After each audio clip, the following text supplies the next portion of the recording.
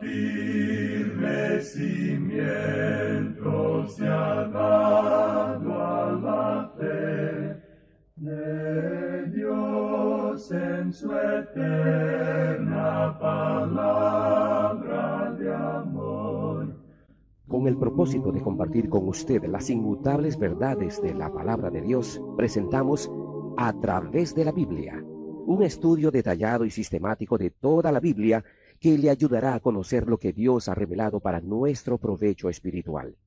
Estos estudios bíblicos fueron diseñados y elaborados por el Dr. J. Vernon McGee, versado maestro de la Biblia, quien dedicó la mayor parte de su vida a la enseñanza clara y sencilla de la palabra de Dios.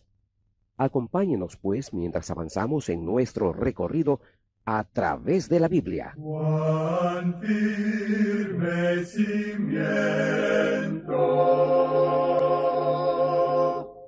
la palabra de Dios. Es un gozo estar nuevamente con usted, amigo oyente, para traerle otro estudio de la serie A Través de la Biblia. Nuestro autobús bíblico se aparta hoy de la ruta del Antiguo Testamento para volver al Nuevo Testamento y comenzar a recorrer las páginas de este libro que nos narra los Hechos de los Apóstoles. A este libro de los Hechos de los Apóstoles se le ha llamado el Quinto Evangelio. Es una continuación del Evangelio de Lucas, pero es interesante notar algo más, algo bastante notable.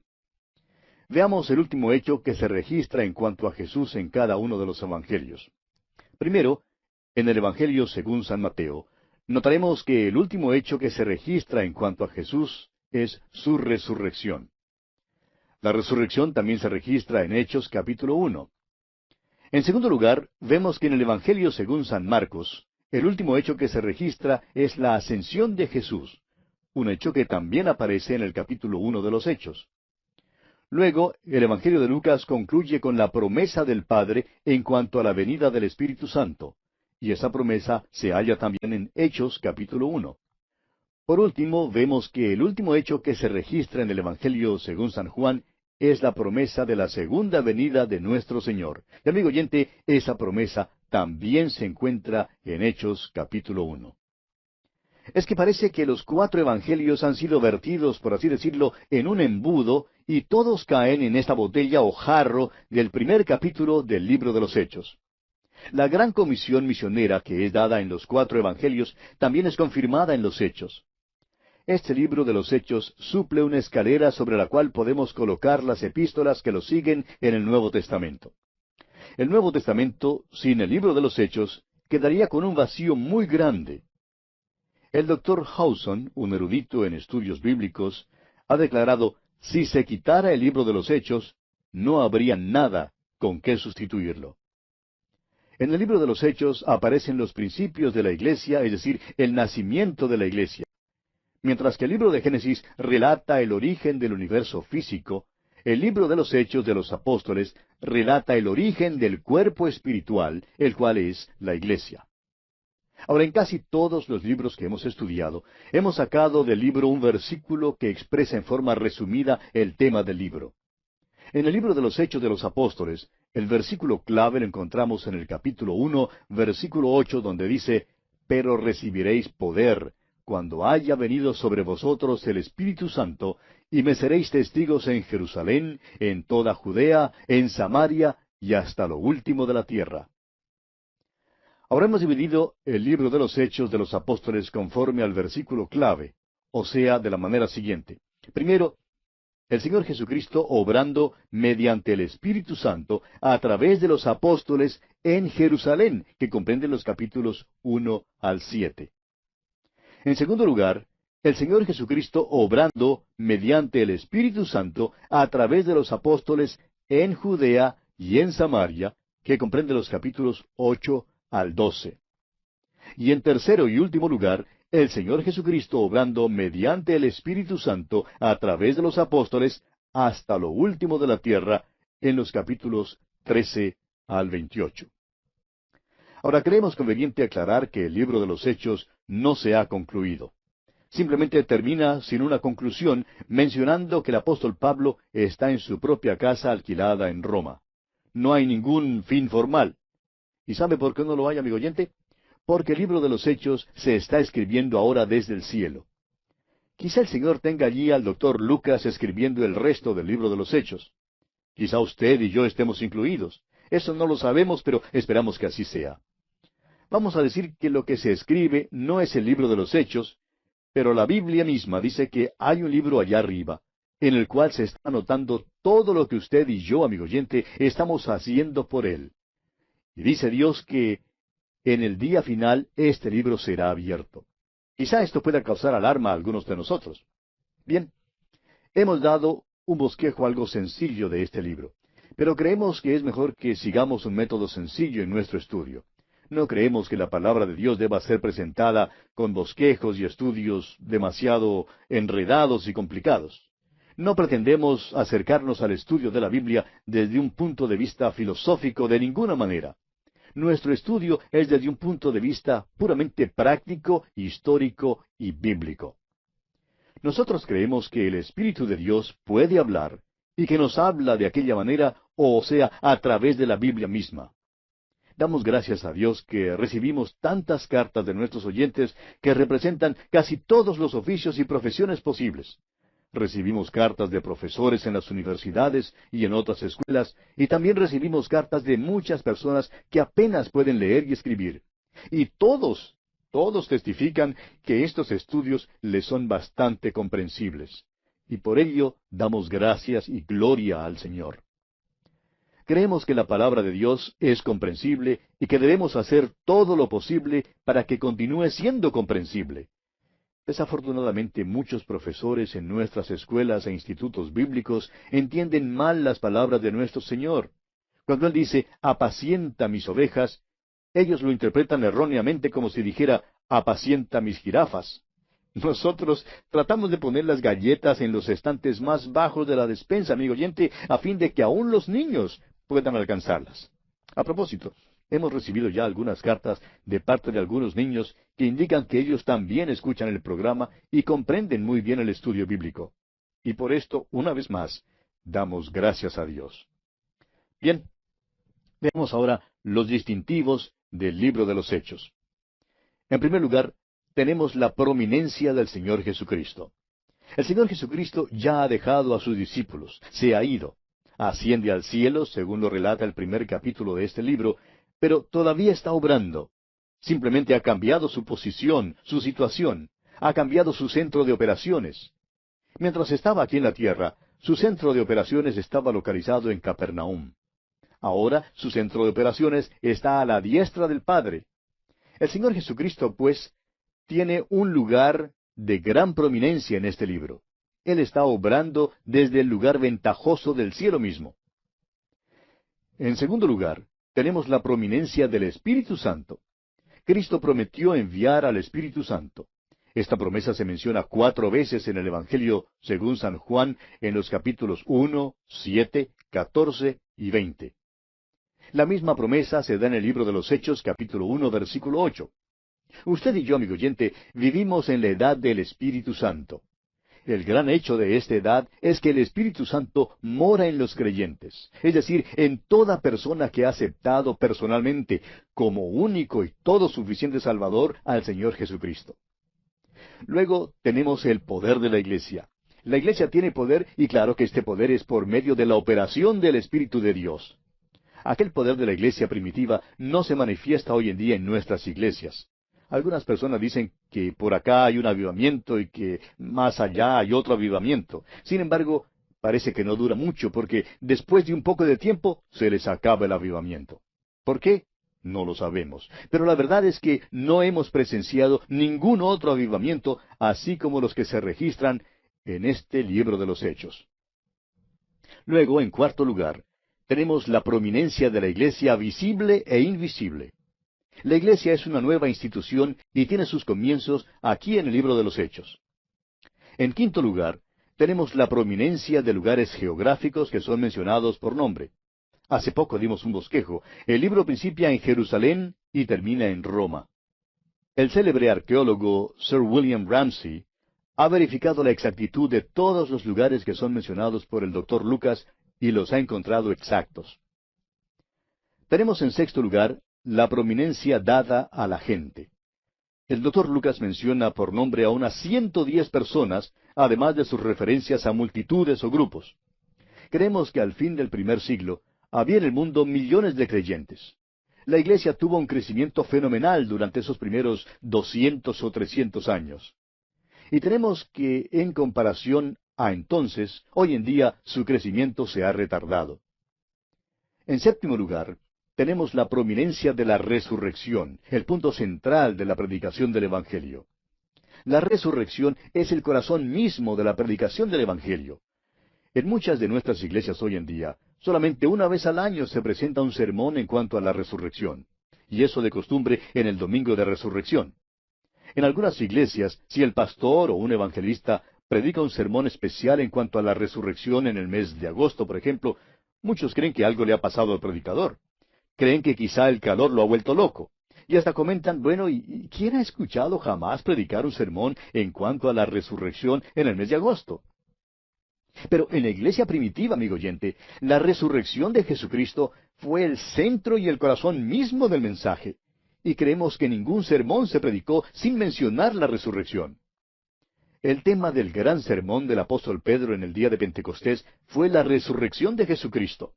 Explicó el apóstol Pedro que lo que ocurría se debía al hecho de que Jesús ya se encontraba a la diestra de Dios y que había enviado al mundo a su Espíritu Santo y que todo esto se debía a la resurrección. Usted podrá notar también que la resurrección es el corazón mismo de los mensajes del apóstol Pablo. Ahora hay muchos hombres y predicadores a quienes les gusta especializarse en un tema particular de la Biblia. A algunos les gusta el tema de la profecía, a otros les gusta tratar alguna otra frase o aspecto. Ahora bien, si usted desea especializarse en cierto tema, amigo oyente, permítanos darle uno, y es la resurrección de Cristo. En la iglesia primitiva, todos los domingos eran días de la resurrección, días para proclamar la resurrección de Jesús. ¡Ha resucitado! Proclamaban este mensaje por todas partes, y este es el mensaje que hallamos aquí en este libro de los Hechos. Ahora, en octavo lugar, notamos que hay una prominencia del apóstol Pedro en la primera sección del libro y del apóstol Pablo en la última sección. Hay, en cambio, una omisión extraña de los otros apóstoles. Creemos que hay una razón muy definida para que el énfasis caiga sobre los ministerios de los apóstoles Pedro y Pablo. Creemos que el doctor Lucas conocía bien los ministerios de estos dos hombres, y no olvidemos que Lucas hasta fue compañero del apóstol Pablo en algunos de sus viajes. Algunos sostienen la idea de que había cierta discordia entre Pedro y Pablo, pero francamente somos de la opinión de que el doctor Lucas, Pedro y Pablo se juntaron muchas veces y que hablaban mucho entre sí. Hay en realidad muchísimas cosas que ocurrieron que estamos seguros no han sido registradas en las Escrituras. Y ahora, una palabra en cuanto al título. El propio título de este libro histórico siempre ha sido tema de discusión. La Biblia que estamos usando en nuestros estudios bíblicos es la Biblia de Reina Valera, y esta Biblia llama a este libro Hechos de los Apóstoles. Ahora, el Códice Vaticanus y otras versiones también lo llaman Hechos de los Apóstoles. Pero Roberto Lee, otro erudito en estudios bíblicos, lo llama Hechos del Señor ascendido y glorificado. Y el título Bantu lo designa Palabras tocante a los Hechos. Pero parece que en castellano el título más aceptado es Hechos de los Apóstoles. Y estamos ahora sí listos para entrar al primer capítulo de este libro de los Hechos. Para comenzar, quisiéramos sugerir que nuestro título de este libro sea El Señor Jesucristo obrando mediante el Espíritu Santo a través de los apóstoles. Anótelo si desea. Déjeme repetirlo. El Señor Jesucristo obrando mediante el Espíritu Santo a través de los apóstoles. La primera sección del libro de los Hechos incluye los capítulos 1 al 7 y enseña que el Señor Jesucristo está obrando mediante el Espíritu Santo a través de los apóstoles en Jerusalén. El tema central del capítulo 1 es la preparación para la venida del Espíritu Santo. Incluye una introducción al libro de los Hechos, el ministerio de Jesús durante 40 días después de su resurrección, la ascensión y promesa del regreso de Jesús, la espera del Espíritu Santo y el nombramiento de un apóstol. Leamos pues los primeros 2 versículos de este capítulo 1 de los Hechos. En el primer tratado, oh Teófilo, hablé acerca de todas las cosas que Jesús comenzó a hacer y a enseñar, hasta el día en que fue recibido arriba, después de haber dado mandamientos por el Espíritu Santo a los apóstoles que había escogido. Es claro que el primer tratado mencionado aquí es una referencia al Evangelio según San Lucas. Ahora, Teófilo es el nombre del hombre que también fue mencionado en el Evangelio de Lucas. Su nombre significa amante de Dios. El doctor Lucas no escribió su Evangelio ni el libro de los Hechos a cualquier amante de Dios. Creemos que él en realidad conocía a un hombre llamado Teófilo. Este era un nombre bastante común en aquel entonces y estamos seguros de que el significado del nombre le cayó bien a este hombre a quien el libro es dirigido. Amante de Dios. El doctor Lucas le dice que le ha escrito un tratado, el cual es el Evangelio de Lucas, y que en ese tratado le había hablado acerca de todas las cosas que Jesús comenzó a hacer y a enseñar. Esto implica que el libro de los Hechos sería una continuación de aquella historia y contaría lo que Jesús seguía haciendo y enseñando. Y Jesús todavía está obrando, amigo oyente. Continuará con este programa hasta cuando lleve del mundo a la iglesia. Esta es la descripción que nos es presentada aquí. Ahora, la segunda parte del versículo 2 dice que hasta el día en que fue recibido arriba, después de haber dado mandamientos por el Espíritu Santo. Simplemente porque Jesús había sido recibido arriba en el cielo, no quería decir que no seguiría obrando. Y aún hoy en día, Él sigue obrando y enseñando. Ahora se halla en el lugar ventajoso a la diestra de Dios y obra mediante el Espíritu Santo. Fue por medio del Espíritu Santo que les daba mandamientos a los apóstoles. En el ejército se acostumbra a transmitir las órdenes de un hombre a otro. Tenemos aquí una idea parecida. El Señor Jesucristo está obrando mediante el Espíritu Santo. El Espíritu Santo obra a través de los apóstoles y sigue obrando a través de nosotros, aquí mismo donde estamos hoy en día. La declaración, después de haber dado mandamientos por el Espíritu Santo aquí, es muy interesante. Veamos ahora el ministerio de Jesús durante los 40 días después de la resurrección. El doctor Lucas presenta aquí una frase bastante larga. Leamos aquí el versículo 3 de este capítulo 1 de los Hechos. A quienes también, después de haber padecido, se presentó vivo con muchas pruebas indubitables, apareciéndoseles durante 40 días y hablándoles acerca del reino de Dios. Se presentó vivo con muchas pruebas indubitables, dice aquí, después de su sufrimiento y muerte. En la Biblia se menciona 10 casos específicos en que Jesús aparece después de su resurrección. Su ministerio después de la resurrección, como es revelado en sus apariciones, tiene una relación más importante con la vida de los cristianos hoy en día que su ministerio terrenal de 3 años, como aparece detallado en los 4 evangelios. Ahora, en cuanto al ministerio del Señor Jesús después de su resurrección, el apóstol Pablo declara lo siguiente en su segunda carta a los Corintios, capítulo 5, versículo 16. De manera que nosotros de aquí en adelante a nadie conocemos según la carne, y aun si a Cristo conocimos según la carne, ya no lo conocemos así. En otras palabras, amigo oyente, usted y yo no conocemos hoy a Jesucristo como el hombre que caminaba sobre esta tierra hace 2000 años. Le conocemos como el hombre en la gloria. Está allí ahora mismo, mientras yo hablo con usted y usted me escucha. Él está allí y esto es un hecho comprobado. ¿Cuántas veces la Iglesia pierde de vista este aspecto? Permítanos compartir con usted una declaración que llegó en una carta de un hombre que dijo que había sido miembro de una iglesia durante toda su vida. Había cumplido con todos sus ritos y ceremonias y se creía un buen cristiano. Sin embargo, al acercarse a la palabra de Dios, pudo darse cuenta de que ni siquiera conocía a Jesús. Tuvo que aprender que Jesús no solo caminó en la tierra hace ya 2000 años, sino que también vive hoy en día y que está a la diestra de Dios. Tuvo que acercarse al Cristo viviente y aceptarle como su Salvador y Señor. ¡Cuán maravilloso es eso, amigo oyente! Se presentó vivo, dice aquí, con muchas pruebas indubitables. El problema hoy en día, amigo oyente, no está en los hechos, sino en la incredulidad del hombre. Los hechos están a la disposición de quien quiera examinarlos. Nos preguntamos si alguien que nos escucha duda la realidad de la batalla que se libró en Waterloo. Francamente, yo creo que es un hecho que Napoleón vivió y creo también que libró la batalla de Waterloo. pero al mismo tiempo confieso que tengo personalmente muy poca evidencia de ello. Permítame decirle, amigo oyente, que hay como 10,000 veces más evidencia en cuanto a la muerte y resurrección del Señor Jesucristo que la evidencia que hay para la batalla de Waterloo. Y sin embargo, hay quienes hoy en día dicen que no creen que la resurrección de Cristo sea un hecho. ¿Dónde está pues el problema? El problema, amigo oyente, está en usted. El problema no está en la palabra de Dios. Jesús, dice aquí, se presentó vivo con muchas pruebas indubitables. Usted puede saber esto si es que en verdad quiere saberlo. El problema, amigo oyente, es que no quiere saberlo. El problema no está en la mente, sino en la voluntad. Como lo dice el refrán, no hay peor ciego que el que no quiere ver. Quisiéramos hacer aquí un corto comentario en cuanto a la resurrección.